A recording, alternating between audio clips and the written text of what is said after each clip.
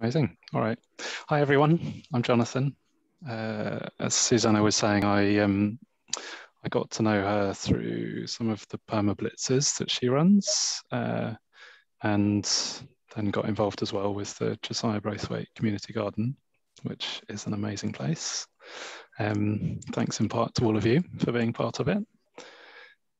So I'm going to do a bit of talking about seeds, what they are, kind of how they work, what they do, what happens when you plant them, and then try to do a bit of a sort of plant along demonstration. So has anyone got some seeds with them that they're planning to plant this evening? Doesn't look like it, right? No. Maybe not. Okay, that's fine. So, all right. So we won't make it too interactive, but I can show you all what I'm doing, and hopefully it will be helpful in planting your own seeds. So I'm going to see if I can share share my screen to start the presentation. We have some seeds from the garden. Oh, you do? Yeah, we got them. Yeah. Fantastic news. Okay, so Susanna, can you see that all right? Yes, that's working really well. Super. Okay, so I'm assuming that everybody else can as well. So growing together, awesome. So the idea is that we can all kind of over the next few weeks or months grow some plants together, and those of us who grow a few more than we need can share them around for those who would like some more plants. Germinating and growing seeds is always a little bit unpredictable. So with some years and with some plants, I've had loads of luck, and other times I've managed to grow next to nothing at all. So don't worry if some seeds that you plant grow and others don't, but I will talk about some of the kind of basic principles that that you can bear in mind to try to increase your chances of success. So I thought I'd start off by talking a bit about what seeds are. So they come in all sorts of shapes and sizes. So I'm guessing that people will be familiar with seeds in lots of different contexts. So there are lots of seeds that we eat. So things like poppy seeds you might see on bread or cakes. You might use walnut seeds, almonds, all sorts of other types of nuts in cooking. You'll see inside tomatoes when you cut them open that they are full of tiny little seeds. And there are plants like dandelions that you might enjoy spreading the seeds of all over other people's gardens by picking them up and blowing them. I'm not sure that they work to tell the time, but you will have seen the seeds blowing everywhere in the wind. And then there are enormous seeds like the coco de mer from the Seychelles, which so the mature fruit is up to 0.5 meter in diameter, and it can weigh up to 30 kilos. And this, I think, as far as we know, is the largest seed in the plant kingdom.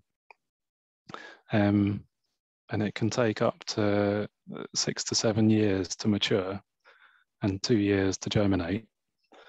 And as far as I know, this is spread the same way as other types of coconuts, which is by floating on the water. So coconuts are amazing. They contain loads of air, which means that they float. So when they drop off the tree, they'll float to another island and plant themselves in the sand and germinate and grow a new coconut tree.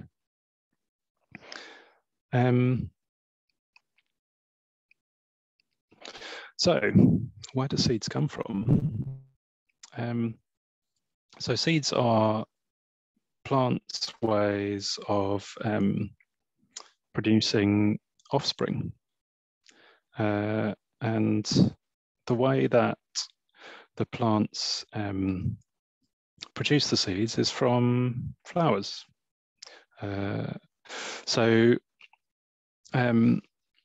Plants reproduce in lots of different ways. So some of them are pollinated by insects like bees and butterflies, flies. Some are pollinated by birds or by wind. I'm not going to talk too much about that today, but one of the things to maybe think about is that actually a lot of the time we can collect our own seeds from things like poppies. So you'll see some poppy flowers in this picture, but also on the previous set of pictures, you'll see the poppy seed heads, which amazing. When I sometimes grow poppies on my allotment, and they're kind of a blessing and a curse, because when the seeds are ripe, the seed heads open up, and every time you brush past them, they fling the seeds all over the place. But I really love hearing the sound of the seeds inside the poppy heads. And calendula, the marigolds that I think you can see in the top right corner of your slide, hopefully,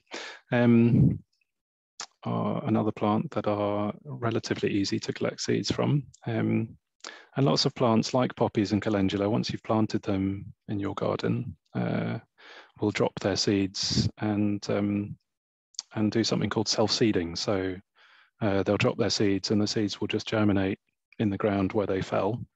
And the next year you'll have more plants, which is awesome. Does anyone know what this tree is that I've included the picture of? It's an enormous oak tree. I'm sort of peering at the computer because I'm trying to look at everyone's pictures to see who's doing what as I'm talking. Does anyone know what an oak's seed is? An acorn? Yeah. So trees have seeds too, and I guess we're not so used to thinking about the seeds of trees necessarily, but sometimes they are edible. Acorns are actually edible, but you have to do a bit to process them. But things like walnuts and almonds, I guess we're a bit more used to seeing. And then there are some other things that we're probably quite used to having around, but maybe not necessarily used to thinking about in terms of the seeds that they contain from a planting perspective. So something like the chilies and peppers that I've put a picture in of here.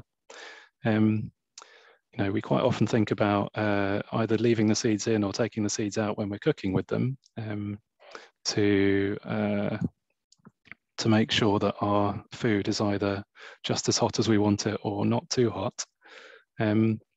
But actually, you can quite often take those seeds out and plant them and grow new chili plants. So all of these different types of seeds, but what are they and what is inside them?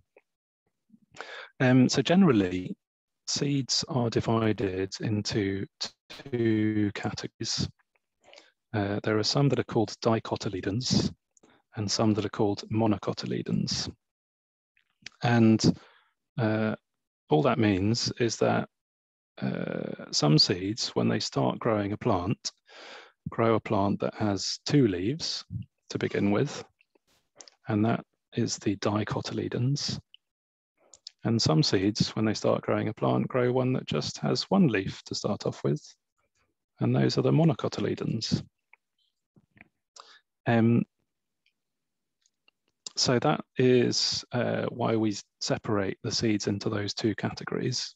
And you'll have seen some examples of some of these different seeds. So if anyone likes to cook using beans or has planted beans in the past, you might recognize a seed that is the same shape as the one on the left-hand side of the slide.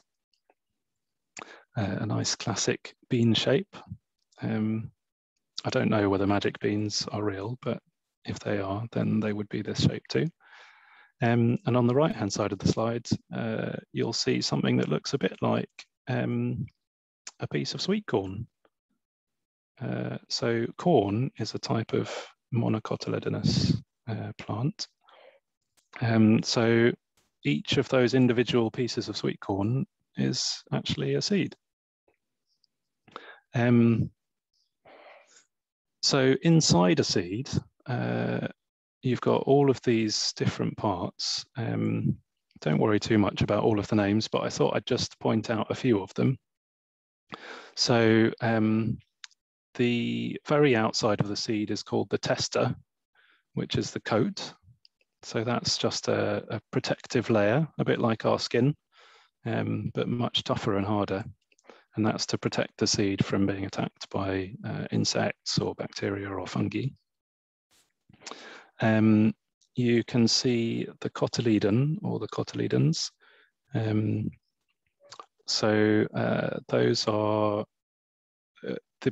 the parts that will become the very first leaves that the seed puts out to help it start growing. So seeds contain just enough energy reserves to send out a root and their first leaf or leaves. And then they use the root to draw up moisture and nutrients from the soil, and the leaves to create sugars from the sunshine so that they can grow and produce more leaves and bigger roots. The seeds also contain this thing called endosperm, and that is the food store. So that's the bit that the seed uses to get itself started. So that contains lots of protein and starch.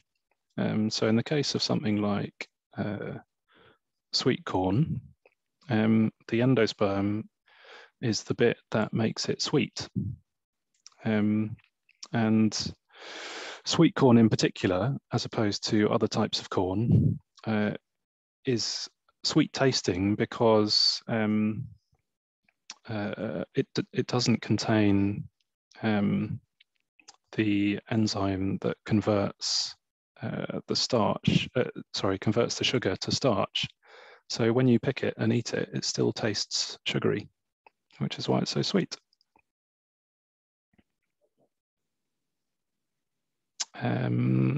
Let me see. So also inside the seed, you will see the radicle. And the radicle is the first part of the seed that emerges when it germinates. And that's the part that becomes the root.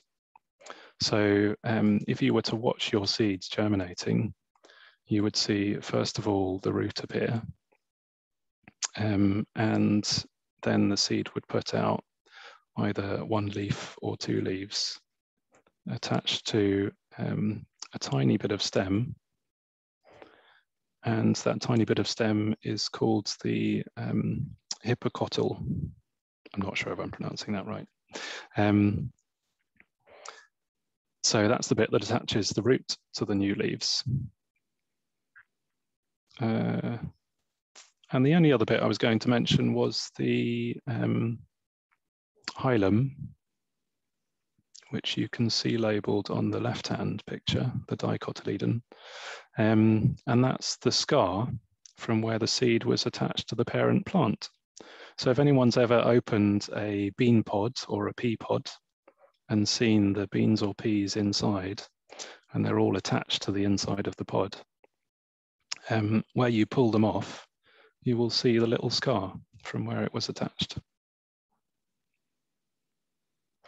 So if this is what a seed looks like, well, what happens when it starts to germinate and become a new plant? So like I just mentioned, you have the two different types of seeds, the monocotyledons and the dicotyledons.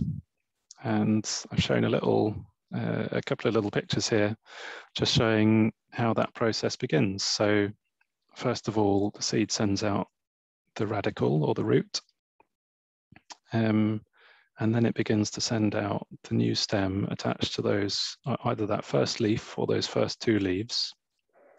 And once the root and those initial leaves are out, they can start generating more energy for the seed to grow into a bigger plant. And one of the strange things you see with some plants is that that first leaf or those first leaves can look very different from the normal plant's leaves.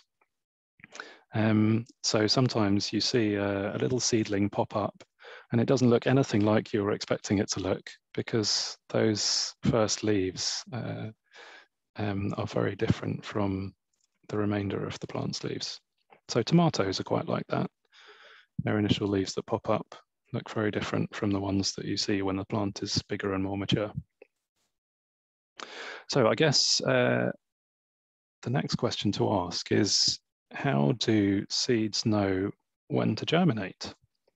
So they start off, either attached to the plant or flung across your garden, and maybe they'll land somewhere, or you might take them out of a seed packet and put them into a pot of compost. But how come they don't start sprouting into a new seed when they're attached to the plant? But they do when you give them all the right conditions. So would anyone like to suggest some ways in which seeds know when to germinate? What sorts of things happen that tell a seed that it's time to germinate? Warmth, moisture. Yeah, definitely. So they have to they can tell whether the temperature is right for them to grow. Light. Yeah, exactly. So some seeds need either a specific day length to start growing, or some seeds actually will only germinate when they're in the light, and some seeds will prefer to germinate when they're in the dark. So what have we said so far? Warmth, temperature, and light. Any other ideas?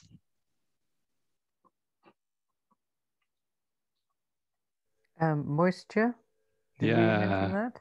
Yeah, absolutely. That's really key for most seeds. Okay, so how about some of these? So we did pretty well. So we talked about temperature, daylight, moisture.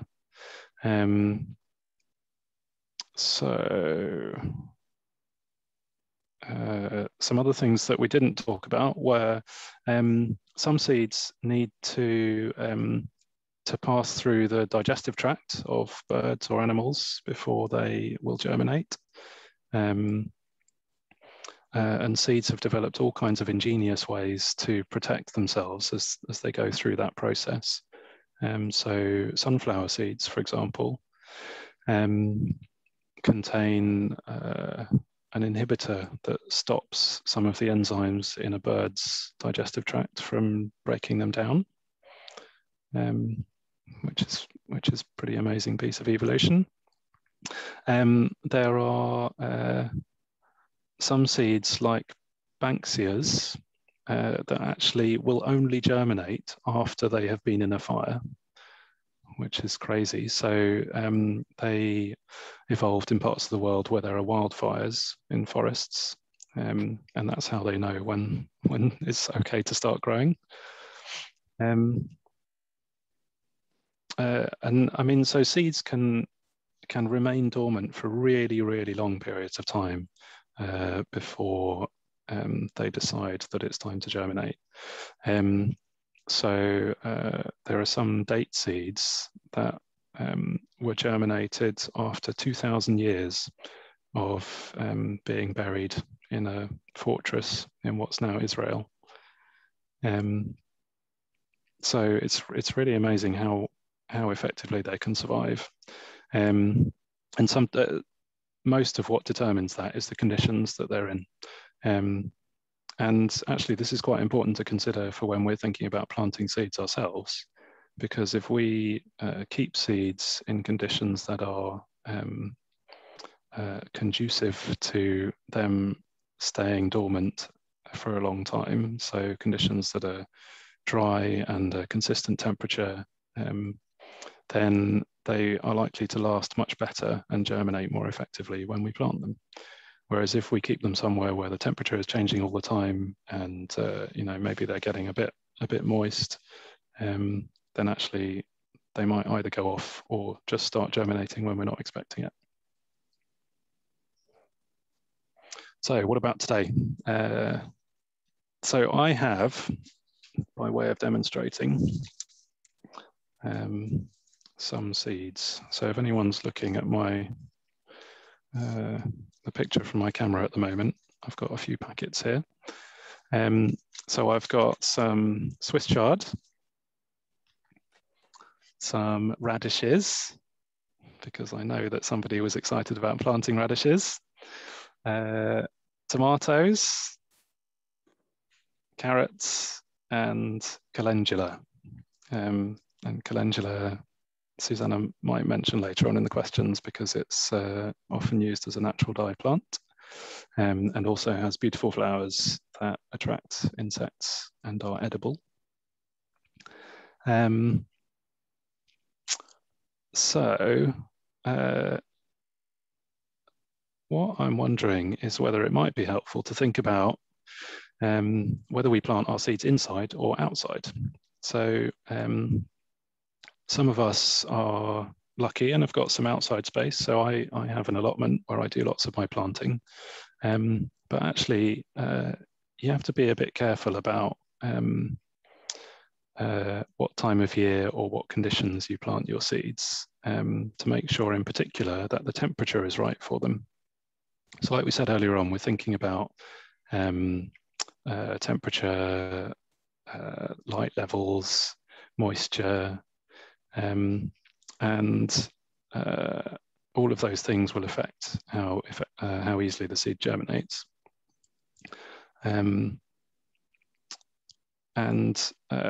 Seeds have all come from, so lots of the seeds that we grow as vegetables or plant to grow vegetables have come from different parts of the world. And that is helpful in remembering the kinds of conditions that they might like to grow in. So if you think about tomatoes, for example, that came from South America, they don't really like to grow in cold conditions. So if we want to plant them in this country, we have to make sure that they are warm enough.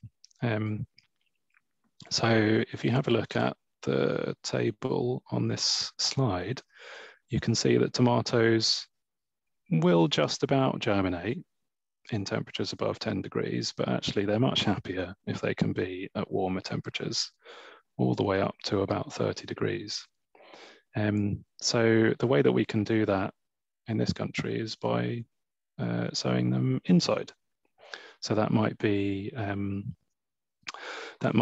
starting them off in an airing cupboard, or on a windowsill in a warm room, or in a heated greenhouse. But one of the things that is important is to have the temperature quite consistently warm. So we don't want to do something like putting our seeds on a radiator, because a radiator will heat up so it's really hot, but then turn off and cool down again so it gets colder, and then heat up again, and the seeds don't really like that. So it's better to, if you're going to put them in a room that's got a radiator, just put them somewhere that's a little bit away from the radiator so that the temperature doesn't change so much. And tomatoes, in this country, one of the things that's really important for growing tomatoes is giving them as much light as possible. So the reason that we might plant them indoors at this time of year, rather than just waiting a bit until it's warmer outside, is because it gives us a chance to get them started, so that as soon as it's warm enough outside and it's light enough outside, if we want to plant them out or plant them somewhere like a greenhouse, if we've got something like that, they're already kind of raring to go, and we can give them the best start possible, so that they can make the most of the warm weather when it arrives, because the warmth is really important in helping the fruit to ripen and become as tasty as possible. So the other plants that I was talking about were carrots. And if you have a look on our table, you can see that carrots are happy at much colder temperatures to germinate. And carrots originally, we think, came from Afghanistan in the Himalayas, where they had to cope with much colder temperatures than the tomatoes did. So they're quite happy being planted outside even at this time of year. They can survive a bit of frost if there is any. And actually, when the carrots are growing and you're thinking about harvesting them, they tend to be even sweeter if they've had some cold weather, which is nice for us. So the other things I was talking about planting were Swiss chard and radishes. And both of those will kind of grow in a range of conditions. They tend to be slightly less happy in really high temperatures, but they're part of this beetroot and chard family. So they're quite happy germinating in colder temperatures. But again, they're happy. Their kind of preferred range is quite a broad range, so we can easily plant them indoors if we want to. But if we have outdoor space, then we can also plant them outdoors. So if we want to, oh, I was also going to mention, so if people are thinking about sort of getting a head start and growing things like French beans and runner beans, or I know Natasha mentioned squashes and pumpkins. All of these kinds of plants, sweet corn as well, like to grow in really warm temperatures. So we could start them indoors at this time of year, but actually it's a little bit too soon, because they'll be growing bigger and really ready to kind of to go outside before the temperatures outside are warm enough for them to kind of grow happily. So actually with those plants, it's often better for us to wait a little longer before we plant the seeds, so that we can get them outside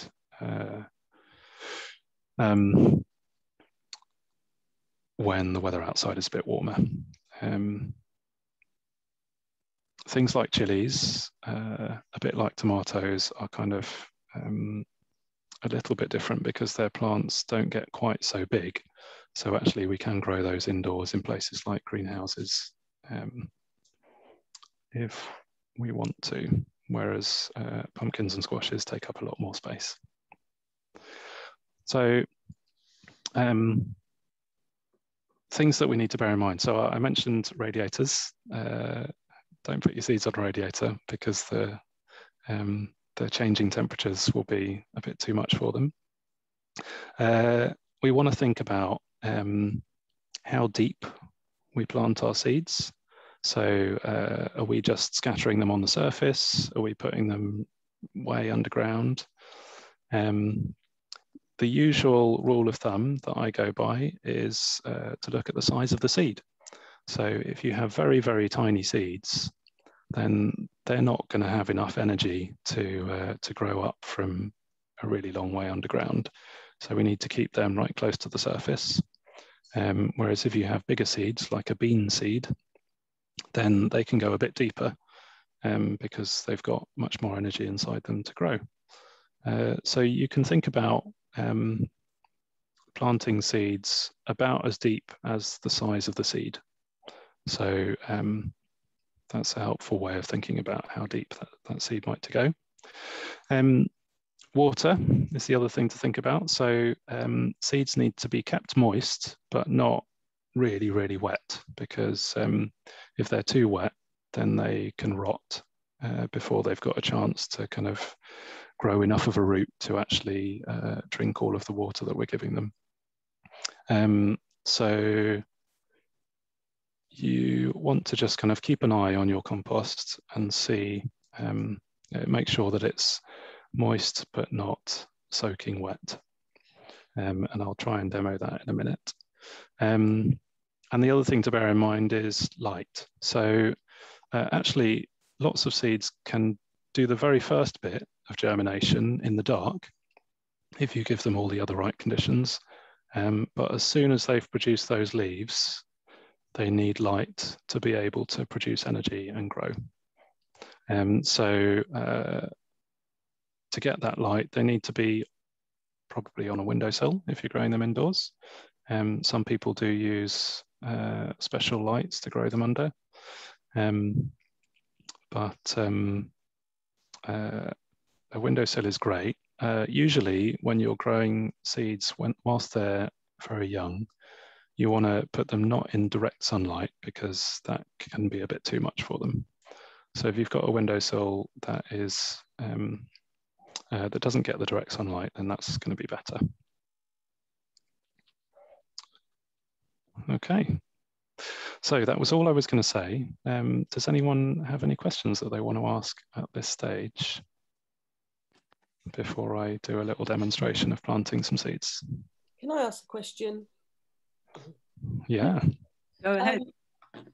These kinds of little pots, I've had these from a cookery course that I was doing some time ago. Would they be sort of quite good for planting little pots of seeds? Yeah, perfect. What I'd say is poke some holes in the bottom. Yeah. So that they can drain. Mm-hmm. But otherwise, yeah. Great. No reason not to use those. Use them up. Thank you. Kat's got a question. Okay.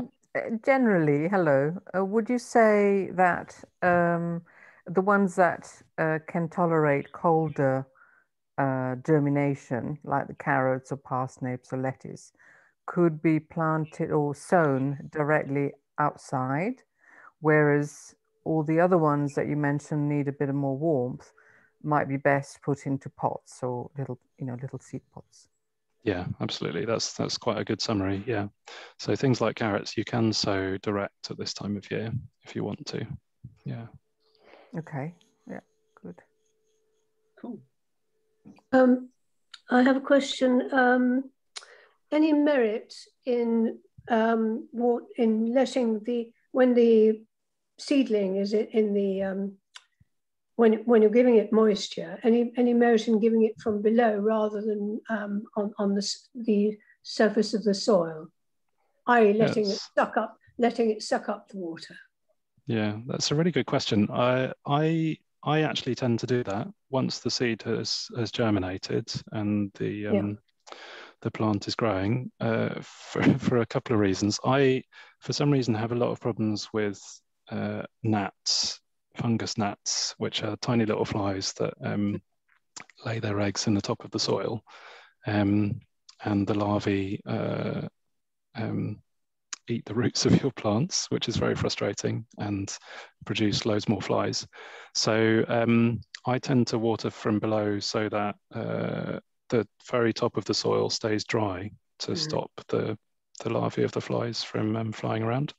And also there is an argument that if you water from below, you're encouraging the plant to send its roots down rather than up, which is potentially good for kind of generating roots that are going to do well later. Thank you. But you don't have to. It is okay to water from above, but just if you're watering from above, it's kind of maybe even more important not to overwater your plants. So give them a chance to use what you've given them before you give them any more. And I think, yes, if you do water from below, you can see the amount it's absorbing.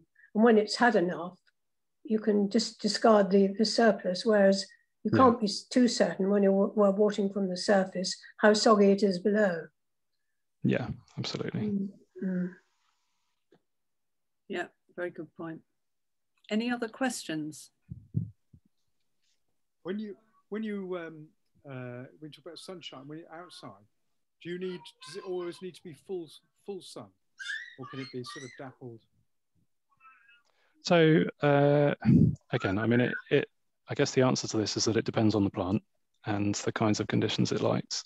So this is where that process of thinking about where the plant kind of originally comes from can be really helpful in thinking about the kinds of conditions it's going to like.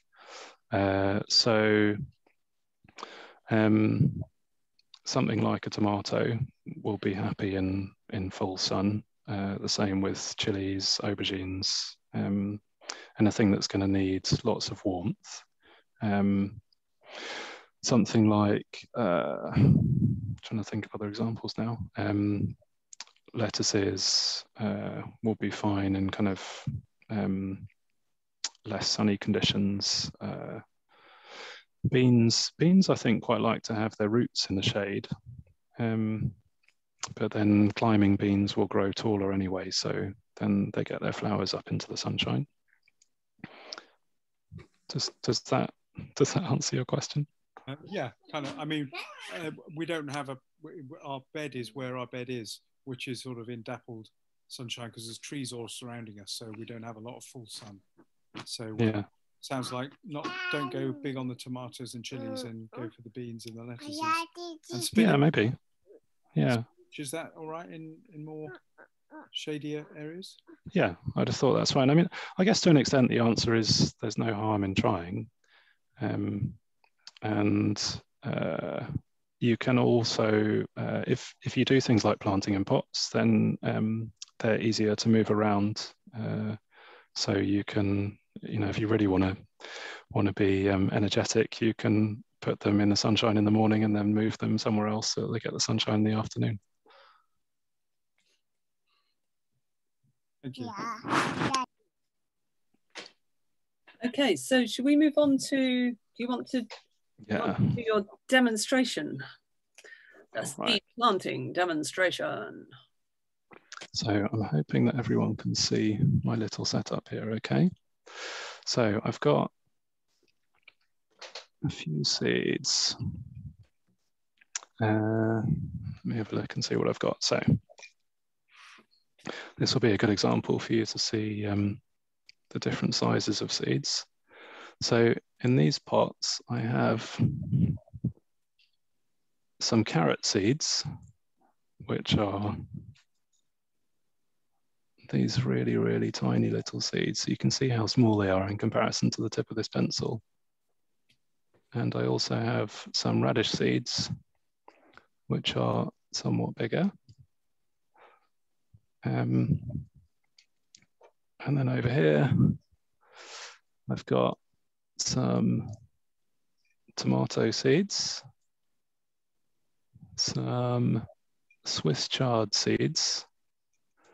I think these look really cool. They're some of my favorite seeds. And some calendula, which are marigold seeds, which again are slightly weird looking, but very cool. So you can see that they are all different in size. So I'm going to see if I can plant them slightly differently.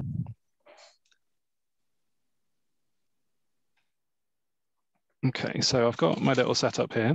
I've been saving some takeaway containers to keep my pots in, just so that I don't get water and compost everywhere.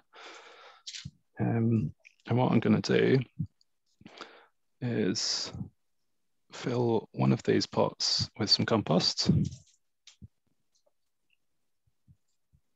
Normally I would just do this using my hands, but I'm trying to keep my hands slightly clean so that I can avoid getting compost all over the computer. Now, what you can see I've done here is that I've filled that up to the brim, but because I've just sprinkled the compost in, it's quite loose. And when I water it, it's all going to settle and the level will drop down quite a lot. So what I'm going to do actually is tamp it down a bit. So you can do this just with your fingers, or I'm using this little cup. And you can see already that the level has gone down quite far. So all I'm doing is just pushing it down, not really, really hard, but just enough to compact it a little bit so that all of the kind of big air spaces have been pushed out. I think the level's looking good in there. And I'm just going to fill up another pot while I'm at it.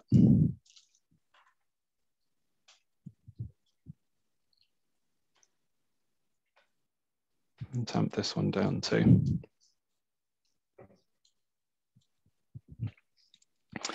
What I thought I'd do is just show you two different ways of doing this. So people's opinions vary on whether you should water your compost before you plant the seeds or afterwards.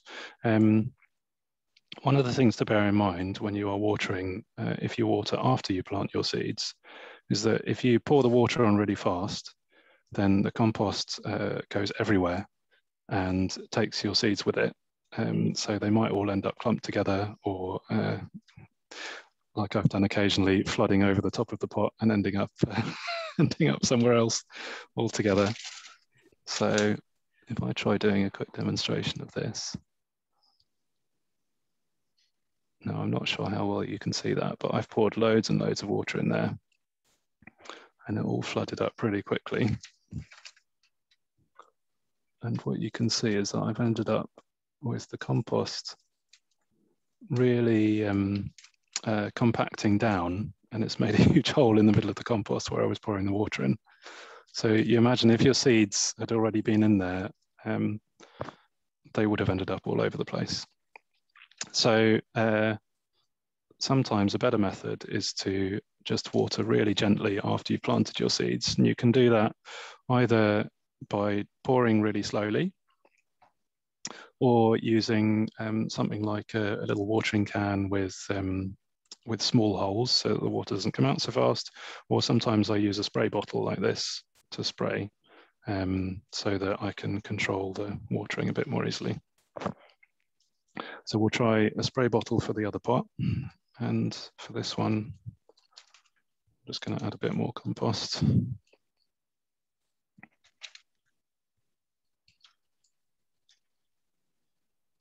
And tamp it down again. Okay, so when it comes to planting seeds, let's see, if I start with my calendula, what I usually think about is the size that the plant is going to end up growing to when I'm thinking about how many seeds to plant in one pot. And also whether the seed is happy to be pulled up and moved somewhere else, or whether it prefers to be left alone. So something like calendula, well, I also base my decision on how expensive the seed is, to be honest. So something like calendula, I've got quite a lot of seed, so I don't mind losing a few if they all grow and I need to pull some of them out. So what I'm going to do is plant a few calendula seeds in my pot. And because these seeds are quite big, I'm just going to use my fingers to pick them up one at a time and poke them in. And So I'm just going to swap hands so you can see more easily. What you can see is that I'm just spreading them around the pot sort of relatively evenly. So I think I'm going to put maybe 4 or 5 in here. And what I'm going to do is just press them gently into the compost. Try to avoid getting them stuck to my finger so that they make contact with the soil. And then I'm going to take a little bit of compost just in my fingers this time and sprinkle it over to sort of rough, so that it forms a layer that's roughly the size of the seed. If you're buying seeds from the shops, the seed packets will normally tell you how deep to plant your seeds, if you want a reminder. And I'm just going to press it down gently so that the seeds are in good contact with the soil. And because I filled this tray with water, I'll move that out now. So in my other pot, I'm going to plant some Swiss, I should probably mention at this point, in the finest tradition of TV, I've already made a plant label ready to put into my pot to make sure that I don't forget what I've planted. That is possibly the most important step in the process. So because we had a request for radish, I think I'm going to plant some radish next. So these are my radish seeds. So again, these are relatively big, so I'm just going to use my fingers to plant these ones.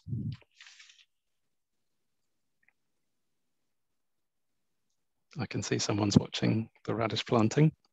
Now, radishes are quite happy to be pulled up and transplanted, and you can also eat the radish shoots, which are quite tasty. When the plants grow, you can sort of thin out the plants that you've grown by pulling up some of them to give more space for the other ones to grow. So actually, I'm going to plant quite a lot of seeds in this pot. So I'm just sort of going to sprinkle them on slightly haphazardly.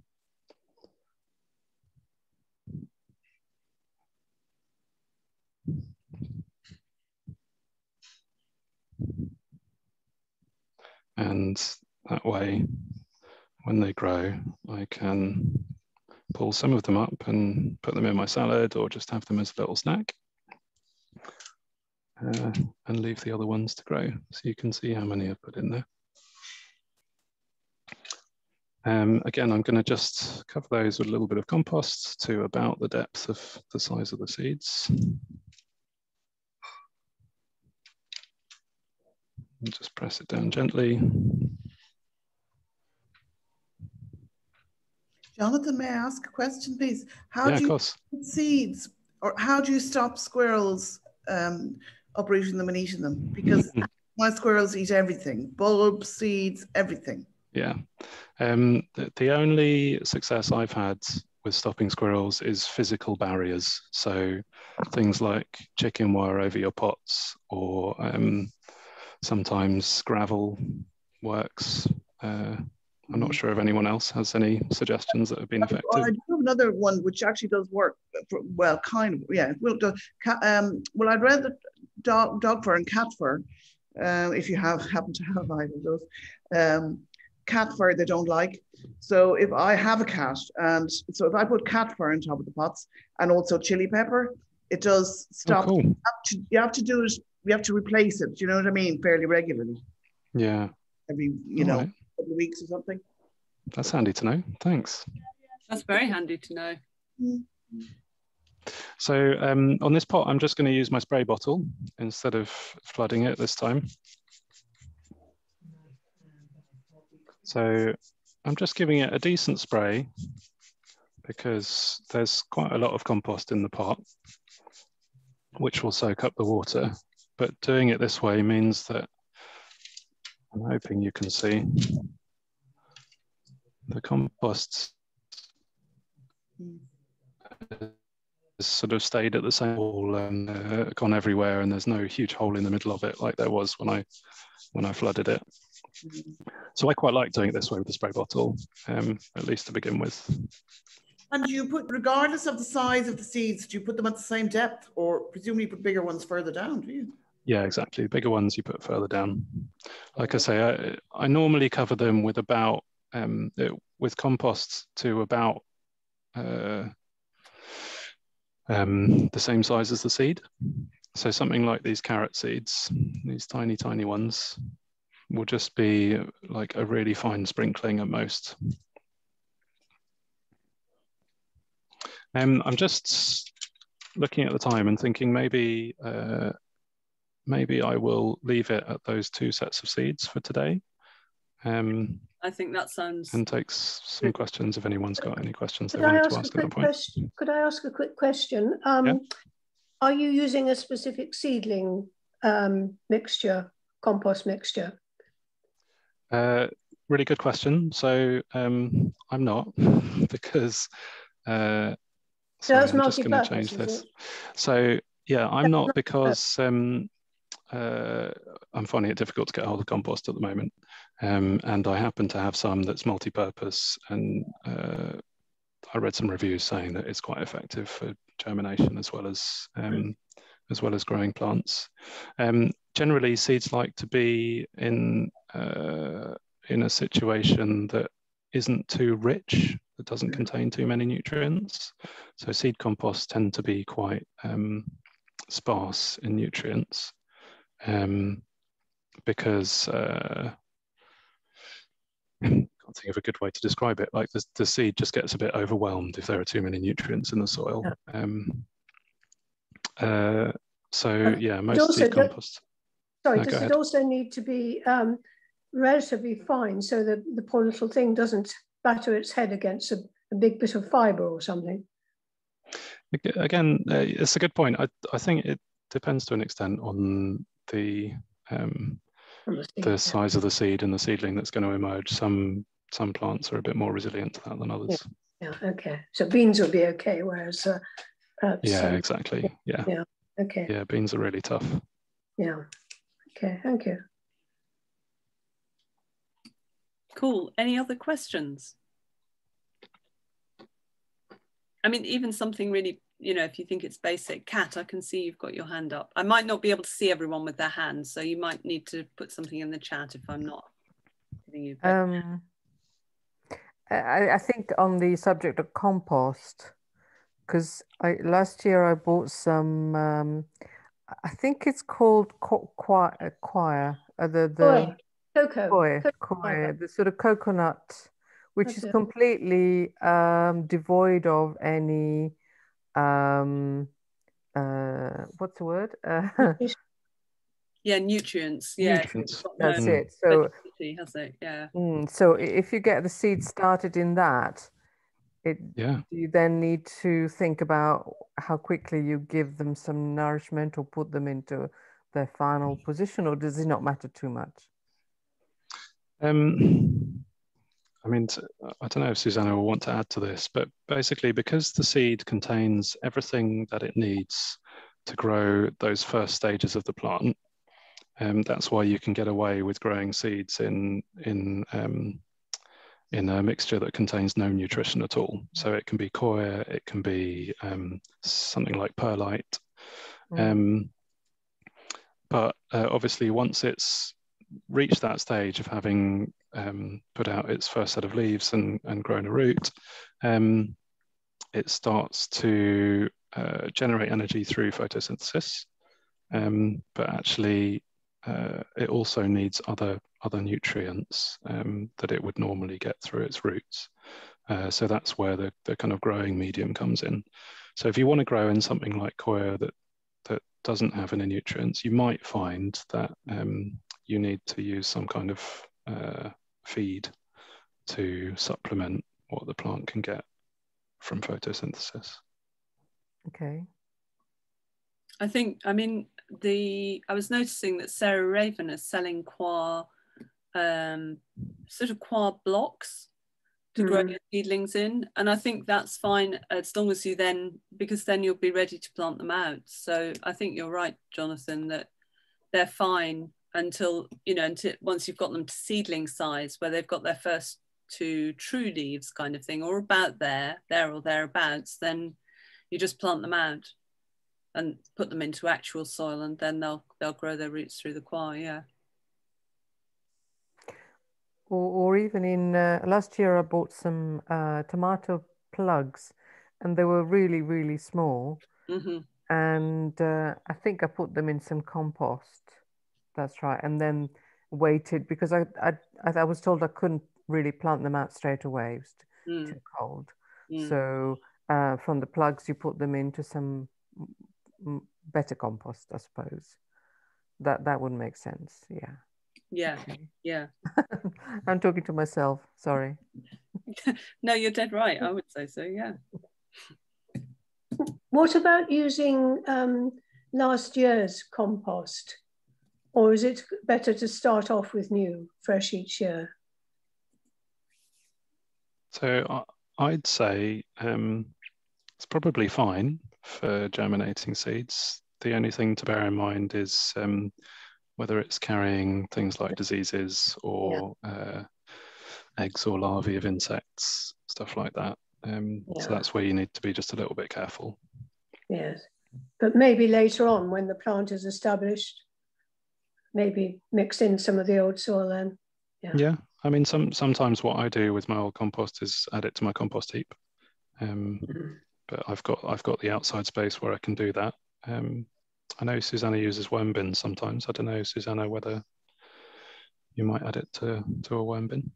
Yeah, I would add it to a worm bin, or I might use it for microgreens where you're just growing the shoots. So you grow the radish shoots or pea shoots or whatever, and then just cut them off. So you're not looking for the seedling to grow beyond that height. Cool.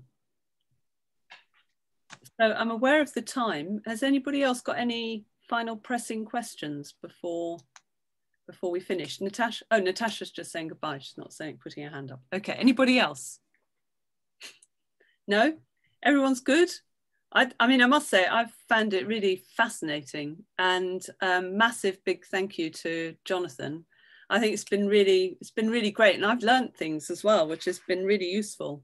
So yeah, absolutely fantastic. Thank you very much indeed. And thank you to everyone for coming. I'll be emailing you a feedback form, which would be brilliant if you could